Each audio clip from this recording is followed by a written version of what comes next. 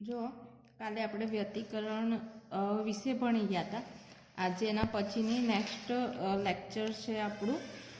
એમાં આપણે કંપ વિસ્તારના વિભાજન વડે વ્યતિકરણ કેવી રીતે થાય છે એનો આપણે ખ્યાલ મેળવવાનો છે. તો આ જે થિયરી છે અથવા તો આ થિયરી છે ને પૂછાય છે કેવી રીતે કે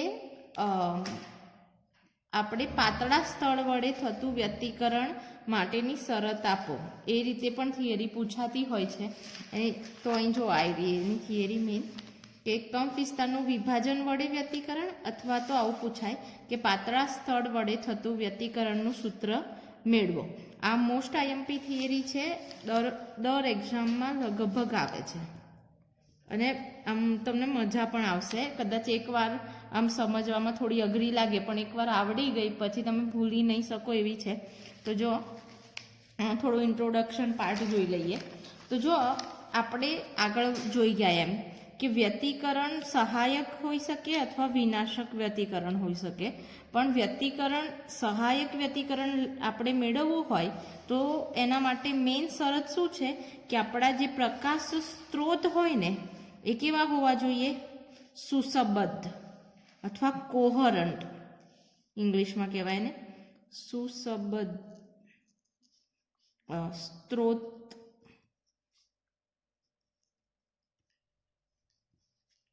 વડે આપણે શું કરી શકીએ? વ્યતિકરણ મેળવી શકીએ. કેવું? સહાયક. તો મારે સહાયક વ્યતિકરણ મેળવવું છે તો મારે શું કરવું પડે? અહીં જે સોર્સ હોય ને એ સુસંબદ્ધ બનાવવા પડે. અને સુસંબદ્ધ સોર્સ બનાવવા માટેની બે મેઇન રીત છે. એક રીત છે જે તમે 12મામાં ભણી ગયા, યંગનો પ્રયોગ વડે. એટલે યંગનો 2 સ્લિટના પ્રયોગથી આપણે શું કરતા હતા? તરંગ અગ્રનું વિભાજન કરતા હતા. તમને યાદ હોય તો 12મામાં આપણે શું કરતા હતા? આવી સ્લિટ લેતા હતા યંગના પ્રયોગમાં. એમાં 2 S1 અને S2 એવી 2 છિદ્રો હતા સૂક્ષ્મ, અને અહીંથી એક મોટું તરંગઅગ્ર પાસ કરતા હતા. અને આ તરંગઅગ્ર છે એ અહીંયા સ્લિટમાંથી વિભાજન કરી અને બીજું ગૌણ તરંગઅગ્ર ઉત્પન્ન કરતું હતું. તો આ 2 એક જ મોટા તરંગઅગ્રમાંથી 2 ગૌણ તરંગઅગ્રો ઉત્પન્ન થયા, અને એ પણ એક પ્રકાશના સ્ત્રોત તરીકે વર્તે છે. અને આ બંનેની કડા તફાવત સમાન હોવાથી એ જ્યારે પણ કોઈ બિંદુ પર મળશે 2 તરંગઅગ્રો, તો એ સહાયક વ્યતિકરણ આપણને આપતા હતા, જે આપણે 12મામાં ભણ્યા. હવે આ યંગનો પ્રયોગ છે શું દર્શાવે છે ભાઈ? કે એક મોટા તરંગઅગ્રનું વિભાજન કરી અને આપણે સહાયક વ્યતિકરણ મેળવીએ છીએ, એટલે તરંગઅગ્રનું વિભાજન. અને બીજી રીત આજે ભણવાના છે એ છે કંપ વિસ્તારના વિભાજન દ્વારા તરંગઅગ્ર. એટલે તરંગઅગ્ર નહીં પણ કંપ વિસ્તારનું વિભાજન. કંપ વિસ્તારનું વિભાજન એટલે કંપ વિસ્તાર તો ખબર છે ને, આ તરંગ છે અને આ જે વેલ્યુ છે મેક્સિમમ, એને આપણે શું કહીએ છીએ? કંપ વિસ્તાર એ. અને કંપ વિસ્તાર છે પ્રપોર્શનલ ટુ E² છે. એટલે કંપ વિસ્તાર છે ઉર્જાના વર્ગના સમપ્રમાણમાં હોય. એટલે જો આપણે તરંગઅગ્રની ઉર્જાનું વિભાજન કરીએ તો પણ આપણને સુસંબદ્ધ ઉદ્ગમ સ્થાનો મેળવી શકાય છે, જે આજે આપણે ભણવાના છીએ. બરાબર? તો અહીં એ જ લખેલું છે, એકવાર તો પણ જોઈ લો. આ તમારા એક્ઝામમાં તો આગળની થિયરી છે ત્યાંથી ચાલુ થશે. તો શું લખ્યું છે કે પ્રકાશનું વ્યતિકરણ જોઈ શકાય તે માટે સ્થિર પ્રકારનું હોવું જોઈએ, અને તે માટે પ્રકાશ ઉદ્ગમો સુસંબદ્ધ હોવા જોઈએ. એટલે આપણે સ્થિર વ્યતિકરણ અથવા સહાયક વ્યતિકરણ મેળવવા માટે શું કરવું પડે? 2 સ્ત્રોતો છે એ સુસંબદ્ધ અથવા કોહરન્ટ હોવા જોઈએ. અને કોહરન્ટ મેળવવા માટેની 2 રીતો છે. તો એ લખ્યું છે યંગની 2 સ્લિટના પ્રયોગમાં જે રીતે આવા 2 ઉદ્ગમો મેળવ્યા હતા તે તરંગ અગ્રના વિભાજનની રીત કહે છે.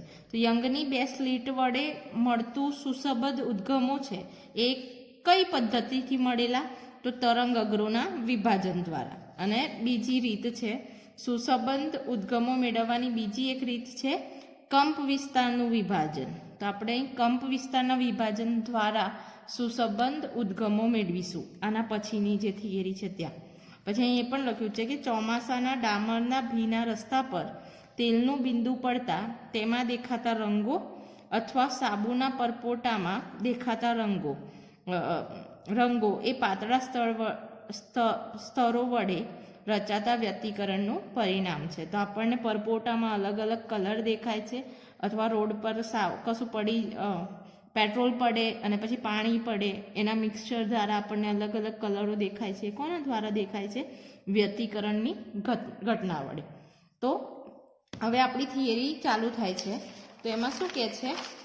આપણે પાતળા સ્તર વડે રચાતું વ્યક્તિકરણ છે, અથવા તો આપણને પાતળા સ્તર વડે આપણે શું કરીશું?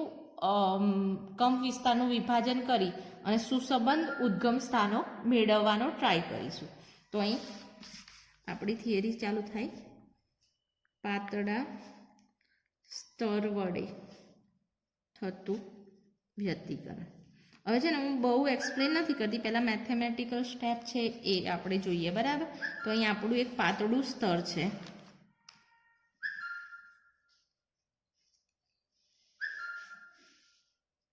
આપણે આકૃતિમાં જે નામ છે ને બુકમાં છે એવા જ આપીએ એટલે કન્ફ્યુઝન ના થાય, બાકી જે આપો એવું કંઈ છે નહીં, બરાબર? તો અહીં જો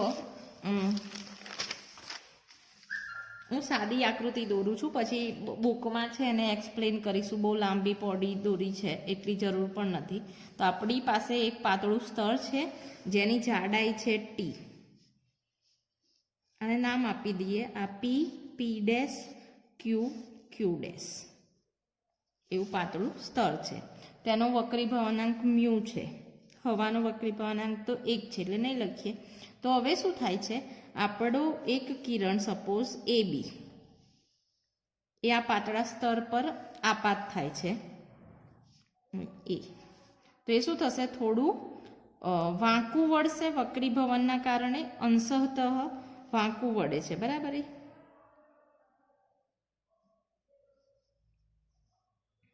જો પાતળામાંથી ઘટ માધ્યમમાં થાય તો એ લંબની તરફ વળે, એ હંમેશા યાદ રાખવાનું, બરાબર? એટલે આમ થોડું, એટલે આ જ્યારે એક મિનિટ આમાં થોડું આ દોરીએ ને આપણે, તો આ થોડું વાંકું દોરવાનું કે જેથી કરીને આને થોડું આમ દોરીએ તો આપણે આમ વ્યવસ્થિત દેખાય આકૃતિ. એટલે તો અહીં ફરી એકવાર દોરી દઈએ.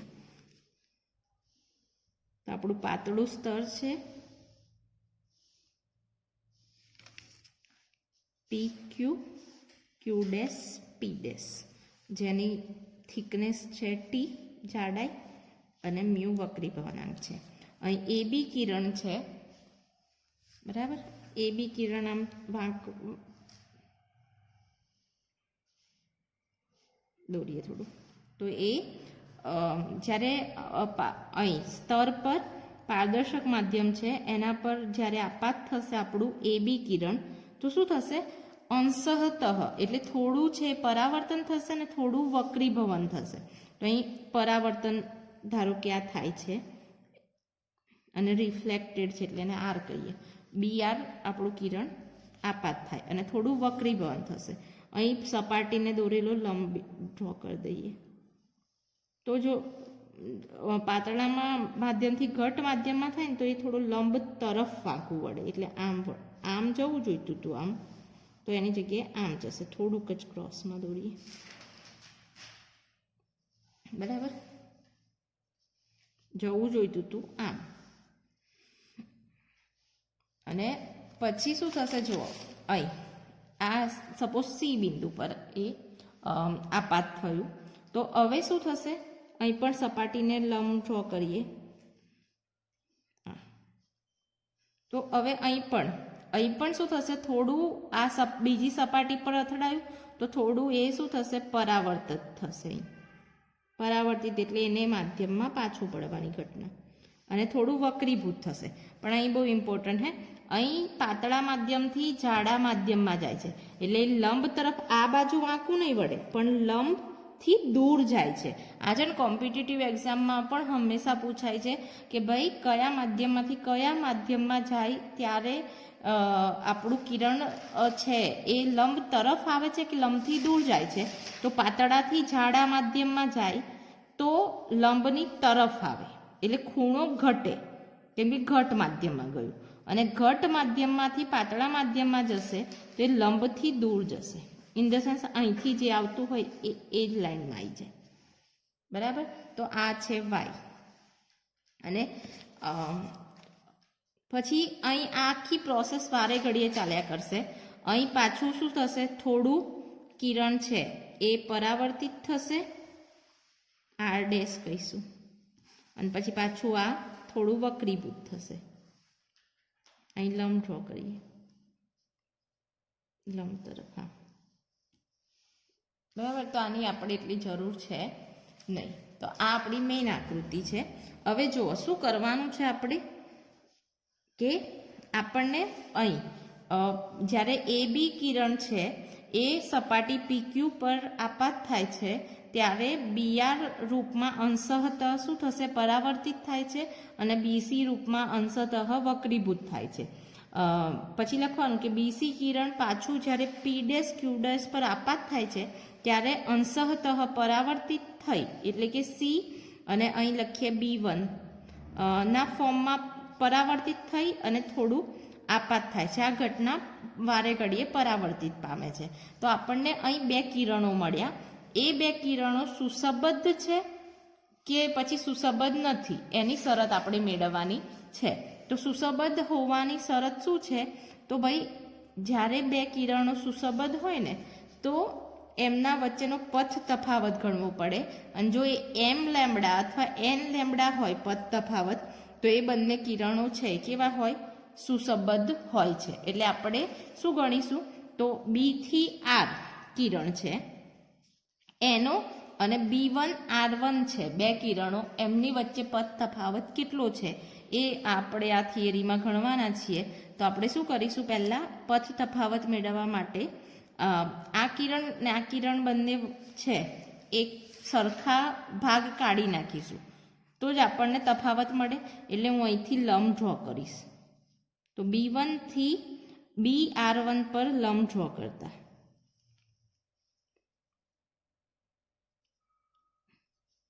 અહીં લખી કાઢીએ ડી બિંદુ છે સપોઝ. તો શું થયું ભાઈ, આ જ્યારે આપણે આવી હોય બે વાંકી લાઈનો હોય સમાંતર હોય પણ એની અંતર મારે તફાવત કરવો હોય ને, તો જો હું અહીંથી અહીં લંબ ડ્રો કરું ને તે શું દર્શાવે કે એના પછીનું અંતર તો સરખું છે પણ આટલું અંતર છે એ આના કમ્પેરિઝનમાં, જેમ કે અહીં જુઓ આ બંનેનું આગળ જતાં તો આ સમાંતર છે એવી આ પણ આમ સમાંતર જશે, પણ આટલો ભાગ છે એ અહીં છે નહીં, એટલે આટલો ભાગ વધારે છે પથ તફાવત. ખબર પડી? એવું દર્શાવે. એટલે આપણે અહીં જુઓ લખીએ કે બીજું જો એક વસ્તુ અહીં આ ખૂણો કયો હશે, આપાત કોણ. બરાબર. એંગલ ઓફ ઇન્સિડન્ટ એટલે આ લખાય, અને અહીં એંગલ ઓફ રિફ્લેક્શન અથવા તો વક્રીભવનાંક એટલે આર. એ જ રીતે અહીં પણ લંબ છે ને આખો ડ્રો કરી દઈએ, અને અહીં જે દર્શાવે એન, અને આ એંગલ છે આ આર છે તો આ પણ શું હશે, આમ સેડ બને છે ને અભિકોણ એટલે આ પણ આર. અને અહીં પરાવર્તિત કોણ છે આ, આપાત કોણને પરાવર્તિત કોણ સરખું એટલે આ પણ એંગલ ઓફ ઇન્સિડન્ટ. બરાબર. તો આટલું આપણે ધ્યાનમાં લેવાનું છે. તો જુઓ અહીં તો પથ આપણે શું કરવું છે ભાઈ, BR અને B1 R1 વચ્ચેનો પથ તફાવત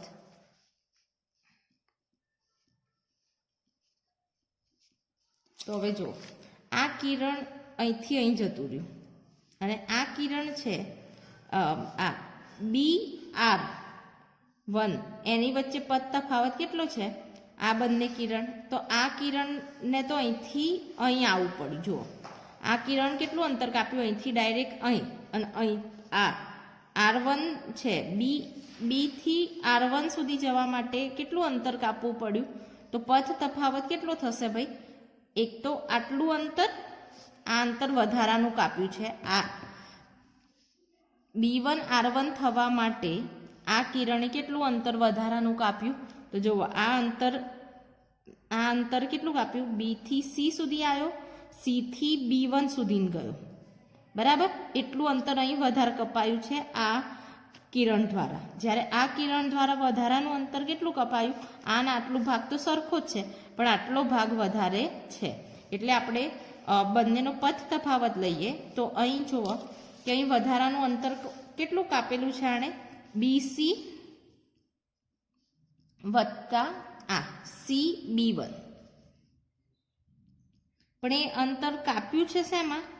માધ્યમમાં કાપ્યું છે, આ માધ્યમની અંદર. એટલે અહીં લખીશું માધ્યમ, અને એમાંથી માઇનસ આણે કેટલું અહીં કેટલું વધારાનું છે? અહીં તો આ છે BD જેટલું આ બાજુ, ને માઇનસ BD. પણ એ ક્યાં છે?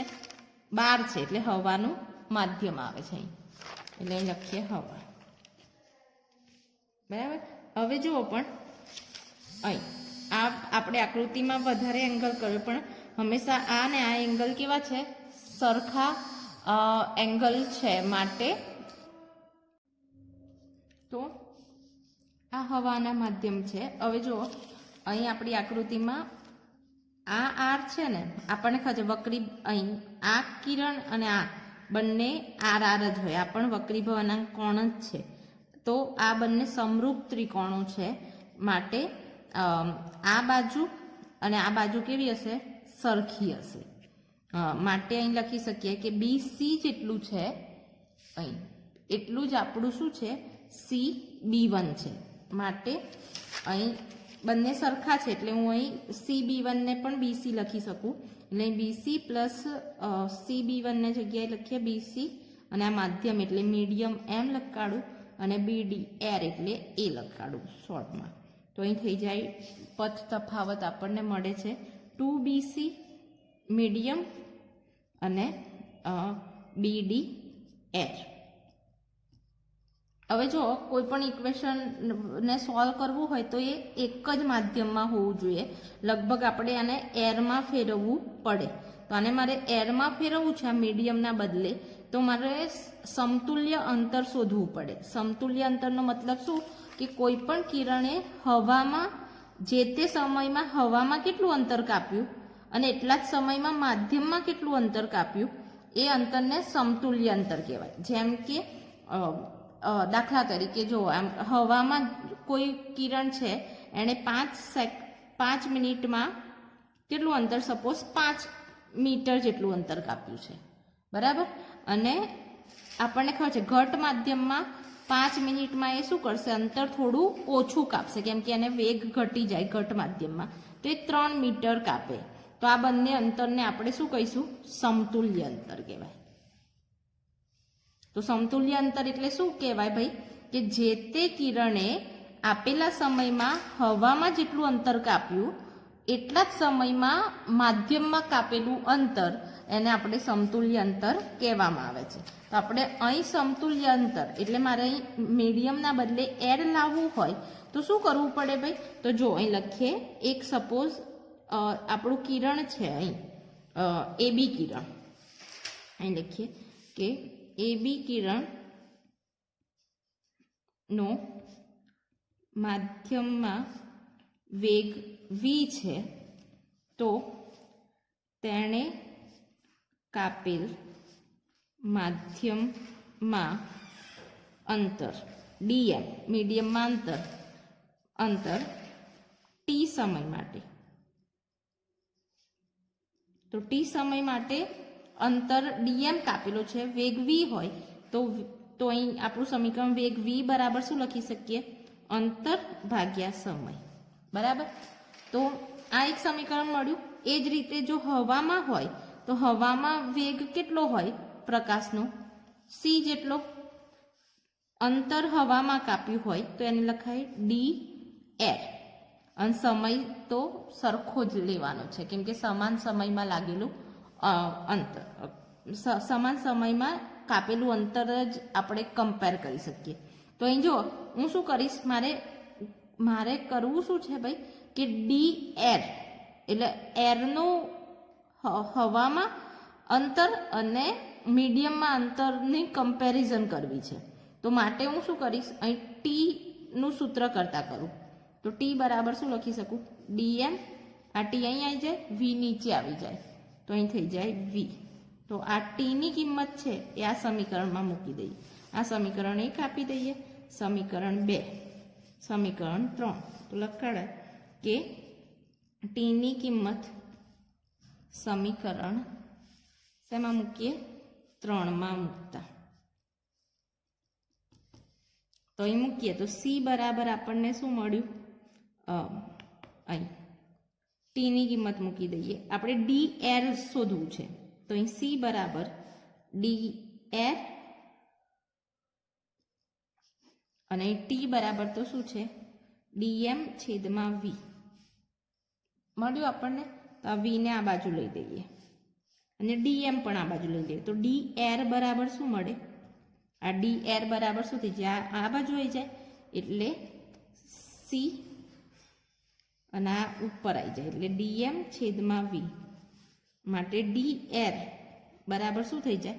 સી છેદમાં વી એટલે પ્રકાશનો વેગ છેદમાં જે તે માધ્યમમાં વેગ. એ તો આપણને વક્રી ભવનાંક શું આપે? મ્યુ આપે. માટે અહીં થઈ જાય ડી એર બરાબર શું મળ્યું? Mu DM. ખબર પડી? તો આ જે આપણે જે પણ કર્યું એ વસ્તુ આપણને શું દર્શાવે છે ભાઈ?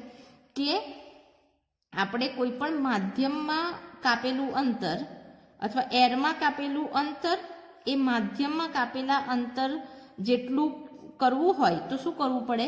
મ્યુ વડે આપણે જે તે ટર્મને અથવા જે તે અંતરને મ્યુ વડે ગણવું પડે. માધ્યમમાંથી એરમાં ફેરવવા માટે મ્યુ વડે ગુણીએ તો આપણને સમતુલ્ય અંતર મળે. તો મારે અહીં માધ્યમમાંથી એરમાં ફેરવવું હોય ને તો હું આ સમીકરણને શેના વડે ગુણી કાઢીશ? મ્યુ વડે. તો અહીં લખવાનું કે સમીકરણ 1 માટે સમીકરણ 1 પરથી સમીકરણ 1 પરથી શું લખાય આપણને?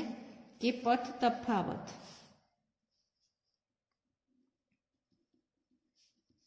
એ હતો 2BC medium minus BD air. તો મારે અહીં એર કરવું હોય ને તો મ્યુ વડે ગુણી કાઢવું પડે. તો 2 મ્યુ BC તો એ થઈ ગયું એર અથવા હવા અને માઇનસ BD તો છે જ. હવે આ સૂત્ર આખું એરમાં થઈ ગયું એટલે આપણને ઇઝી પડે. હું કંઈ ના લખું તો પણ ચાલે. હવે 2 મ્યુ BC માઇનસ BD. હવે આ માર્ક છે ને સમીકરણ 4 એ સમીકરણને લાવવું છે ટીના ફોર્મમાં એટલે કે આ જાડાઈના ફોર્મમાં અને સાઇન થીટા કોસ થીટાના ફોર્મમાં આવવું જોઈએ. અહીં મારે કોઈ અંતર રાખવું નથી. તો હું એ રીતે ગણતરી કરીશ આ સમીકરણની કે જેથી કરીને અહીં ખૂણો આવે અથવા તો ટી આવે, બસ બીજું કંઈ આવે નહીં. તો એના માટે શું કરીએ? જુઓ, આ છે ને આ BC જે લંબ છે એ કોના બરાબર છે? જાડાઈ ટી, થિકનેસ ટીના બરાબર છે. બરાબર. તો હું હંમેશા જે તે બાજુ મારે આ બાજુને હટાવીને ટીના ફોર્મનું સમીકરણ લાવવું છે તો આપણે આ બાજુને ધ્યાનમાં લઈશું એક અને જે તે ખૂણો ધ્યાનમાં લઈશું. પડી ખબર? તો અહીં જુઓ, મારે BC છે તો આ BC બાજુ આ છે તો એના બદલામાં મારે આ ટી લાવી છે અને જોડે જોડે કોઈ ખૂણો લાવવો છે. બરાબર. તો હું કયો ખૂણો લઉં કે જેથી કરીને એક તો આ કર્ણ આવી જાય અને એક આ બાજુ આવી જાય?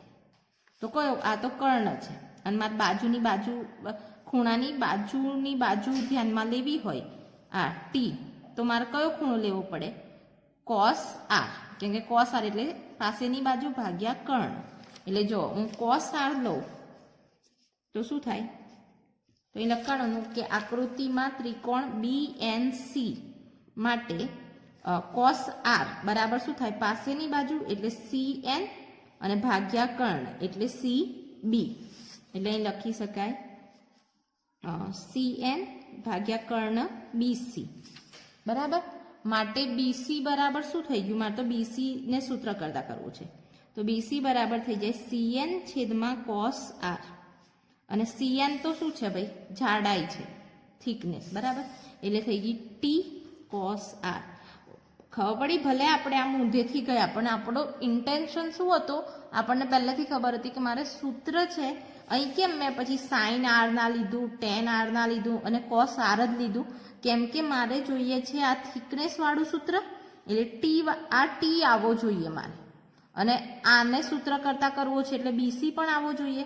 તો આ બાજુ ને આ બાજુ બંને આવે એવું કોસાઇન અથવા ટ્રિગ્નોમેટ્રિક વિધેય કયું છે? તો કોસ થીટા. માટે મેં અહીં કોસ લીધો છે, બરાબર. તો અહીં આવે ટી કોસ આર, જે અહીં આપણે આ સમીકરણમાં મૂકી દઈશું. એ જ રીતે મારે હવે બીડીને હટાવી અને એ સમીકરણ ટી અને કોઈ પણ કોસ ટ્રિગ્નોમેટ્રિક વિધેયના ફોર્મમાં લાવવું હોય તો જુઓ, અહીંયા આવ્યું બીડી. એ શું છે? આ ત્રિકોણ B1 ડીને ધ્યાનમાં લઈએ તો B શું છે? કર્ણ છે. અને બીડી છે એ કોની સામેની બાજુ છે? આઈની સામેની બાજુ છે. તો મારે આ તો ધ્યાનમાં લેવી જ પડે, અને પછી આ બાજુ કર્ણ પણ આવે. તો માટે આઈની સામેની બાજુ લેવી છે એટલે કયું વિધેય લઈશ? સાઇન આઈ. તો અહીં સાઇન આઈ બરાબર શું લખી શકાય? સામેની બાજુ એટલે કે બીડી છેદમાં આ B1, બરાબર. તો માટે બીડી બરાબર શું થઈ ગયું? કેમ કે બીડી બરાબર મારે શોધવું છે, તો એ થઈ ગયું સાઇન આઈ ગુણ્યા B1. પણ જુઓ, B1 તો શું છે? આ બંને અંતરો સરખા છે. ભલે મારું આ થોડું વાંકું ડ્રો થઈ ગયું છે, પણ આનો પણ ખૂણો આર છે. આ બાજુ બરાબર આ બાજુ છે. બંને વક્રીભવન કોણ એક જ જાડાઈ માટે છે, એટલે તો આ કેવા થઈ ગયા? આ એક બાજુ ખૂણો બાજુ સરખું હોય તો એ સમરૂપ ત્રિકોણો બને. માટે આ બે બાજુઓ પણ કેવી હોય? સરખી હોય. માટે હું શું લખી શકું? B1 કેટલી છે? તો એ છે BN વત્તા NB1. પણ NB1 તો કોના જેટલી છે? BN જેટલી. માટે હું શું લખી શકું કે B1 છે કેટલી છે? 2 BN કરીએ એટલી. કેમ કે આ પણ BN છે ને આ પણ BN અંતર જ છે. માટે હું શું લખી શકું અહીં કે B1, આ સમીકરણ સપોઝ આને 5 આપી દઈએ, આ 6 છે. તો અહીં શું લખી શકાય કે B1 છે ને એ કોના જેટલી છે? BN પ્લસ NB બંનેના સરવાળા જેટલી છે. પણ NB છે એ BN જેટલું જ માપ છે, માટે BN પ્લસ BN, માટે લખાય 2BN, બરાબર. તો અહીં મૂકી દઈએ વેલ્યુ. તો અહીં થઈ જાય BD બરાબર થઈ જાય સાઇન આઈ અને ગુણ્યા 2BN. જો મારે આવું બધું માથાકૂટ કેમ કરીએ છીએ? કેમ કે આ સમીકરણ કોઈ બાજુના ફોર્મમાં નથી લાવવું, જાડાઈ ટીના ફોર્મમાં અને સાઇન કોસ એવા થીટાના ફોર્મમાં લાવવાનું છે. તો હજુ પણ આપણી પાસે અહીં બાજુ રહી છે. આ સમીકરણને અહીં મૂકીએ તો આ તો બધું આવી ગયું, પણ હજુ પણ બાજુની લંબાઈ છે. તો આપણે BN ને પણ ટીના ફોર્મમાં લાવવું હોય તો જુઓ, આકૃતિને ધ્યાનમાં લો.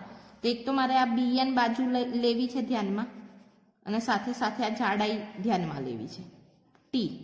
તો હું કયું વિધેય લઉં કે જ્યાં સામેની બાજુ પણ આવે ને પાસેની બાજુ પણ આવે? તો એ છે ટેન વિધેય, હે ને. તો ટેન આર લઉં તો સામેની બાજુ ભાગ્યા પાસેની બાજુ આવે. તો અહીં લખું ટેન આર બરાબર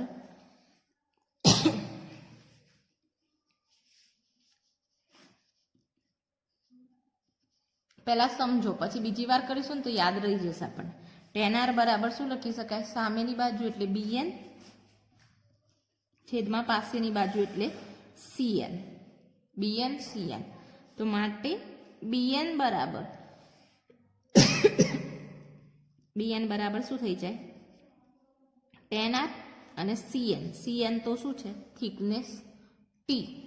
માટે આ કિંમત અહીં મૂકી દઈએ તો BD બરાબર આપણને મળી સાઇન આઈ ગુણ્યા 2 અને આ વેલ્યુ 10R ઇન્ટુ ટી. માટે આમ લખીએ તો શું થઈ જાય? 2T સાઇન આઈ ગુણ્યા 10R. તો હવે આ જે કિંમત છે બીડીની કિંમત અને બીસીની કિંમત એ સમીકરણ 4માં મૂકીએ. જો આ પણ બાજુના ફોર્મમાં નથી, જો કે ટી તો બાજુ જ છે પણ થિકનેસ છે, આ પણ અહીં કોઈ બાજુ હવે આવતી નથી. માટે અહીં લખીએ કે સમીકરણ 4માં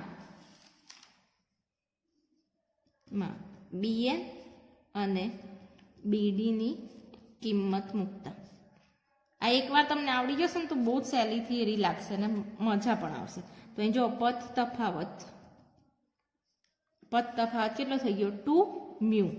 હવે BC છે એની જગ્યાએ તો હું શું લખી શકું છું, આ T/cos r, અને અહીં BD બરાબર મને મળ્યું છે આ 2T sin i into tan r બરાબર.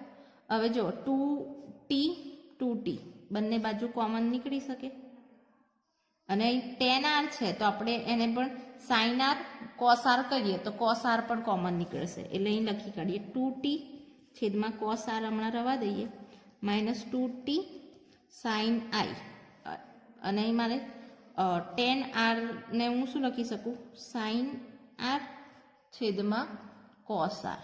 તો cos r કોમન નીકળશે, 2 નીકળશે અને t નીકળશે બંનેમાં છે, એટલે તો 2T cos r કોમન કાઢીએ તો રહે શું સમીકરણમાં, અહીં મ્યુ રહેશે, અહીં રહેશે માઇનસ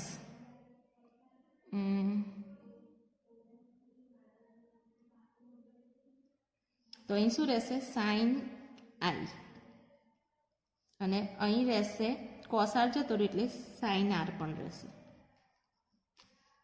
બરાબર. હવે જો મારે આખું સમીકરણ આ જે છે સપોઝ 8 નંબરનું, એ આખું સમીકરણ છે એ આરના ફોર્મમાં લાવવું છે, અથવા તો આર, કેમ કે અહીં આર છે તો આ સમીકરણ આરના ફોર્મમાં લાવવું હોય ને તો મારે sin i કાઢી નાખવો પડે, એની જગ્યાએ બીજું કશું એડ કરવું પડે. તો એના માટે હું શું કરું, જુઓ કે મ્યુ બરાબર બીજું સમીકરણ શું છે, વક્રી ભવનાંક મ્યુ એટલે શું ભાઈ, તો એનું સમીકરણ છે મ્યુ બરાબર આપણે લખી શકીએ કે sin i છેદમાં sin r.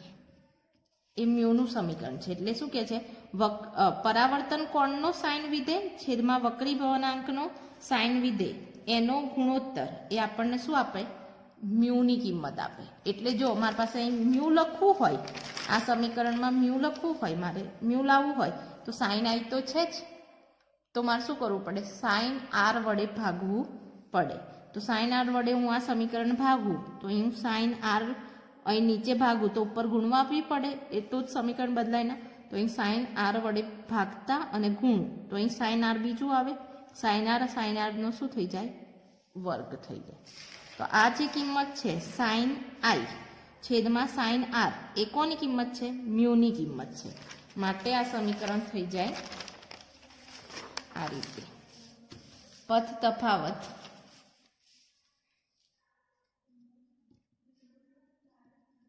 બરાબર થઈ જાય 2T cos r, અને કૌંસમાં મ્યુ તો છે જ, અને અહીં sin i sin r બરાબર તો થઈ જાય મ્યુ sin r. આવું કેમ કર્યું છે, મારે આખું આરના ફોર્મમાં સમીકરણ લાવું છું, વક્રી ભવનાંક કોણમાં. તો અહીં લખવાનું કેમ એવું થયું, કેમ કે મ્યુ બરાબર sin i છેદમાં sin r. બરાબર. તો હવે જો મ્યુ પણ કોમન નીકળી જશે, અહીં વર્ગ છે sin સ્ક્વેર, તો માટે આ થઈ જાય 2T cos r બરાબર, અહીં મ્યુ કોમન કાઢી દઈએ તો અહીં રહે 1 - sin સ્ક્વેર r, પણ 1 - sin સ્ક્વેર થીટા તો શું થાય, cos સ્ક્વેર થીટા. માટે જે 2T મ્યુ cos r બરાબર આ થઈ જાય 1 - sin r, તો બરાબર થાય cos r સ્ક્વેર. તો એક cos r જતો રહે, તો મારું સમીકરણ આવે 2T મ્યુ cos r. આ સમીકરણ પૂછાય છે. તો અહીં પથ તફાવત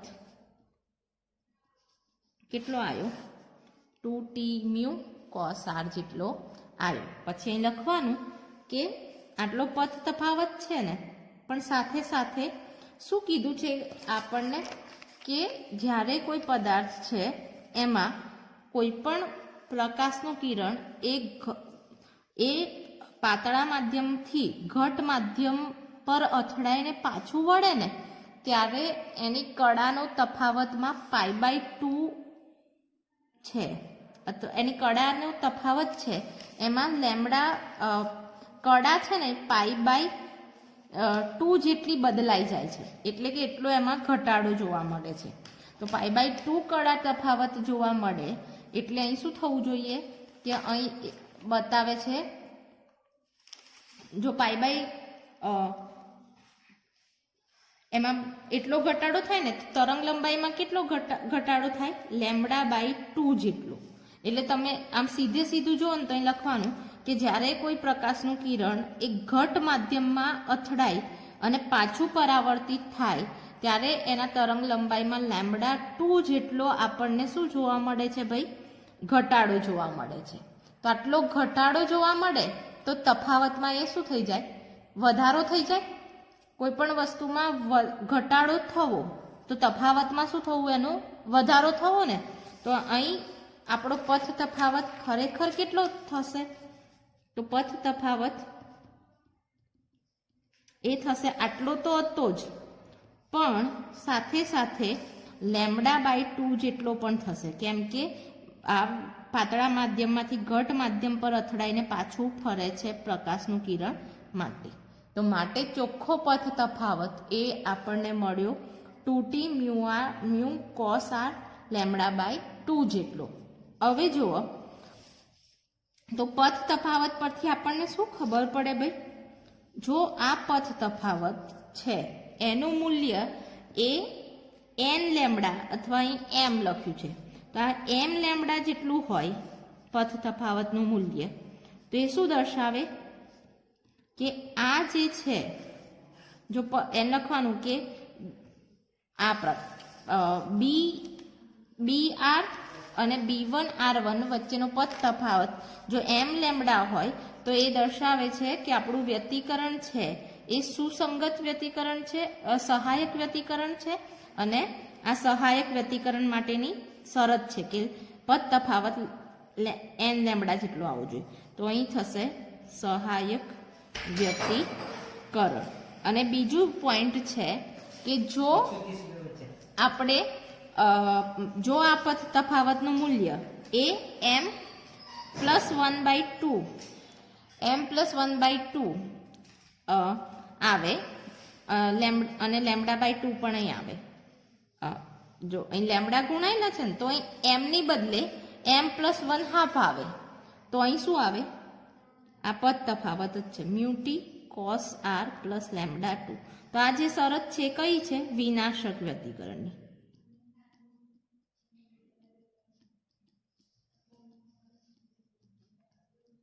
બરાબર. તો આ બંને શરતો આપણને દર્શાવે છે કે આ જે સહાયક વ્યતિકરણ જ્યારે મળશે ત્યારે આપણે જે તે એનો યુઝ હશે એ આપણે વ્યવસ્થિત કરી શકીશું. બરાબર. તો આ બે શરતો લખાડવાનું કે એક પોઈન્ટ અને આ બીજો પોઈન્ટ કે જો પથ તફાવત n લેમ્બડા અથવા m લેમ્બડા જેટલો હોય તો સહાયક વ્યતિકરણ દર્શાવે છે, અને જો પથ તફાવત m+1/2 લેમ્બડા હોય તો આ શરત છે એ વિનાશક વ્યતિકરણની શરત દર્શાવે છે. બરાબર.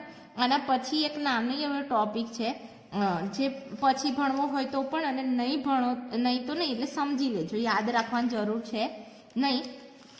શું છે કે જેમ આપણે આ સમીકરણ છે ને, આ યુ સમીકરણ જે પથ તફાવતનું મળ્યું એને કોના ફોર્મમાં ફેરવ્યું?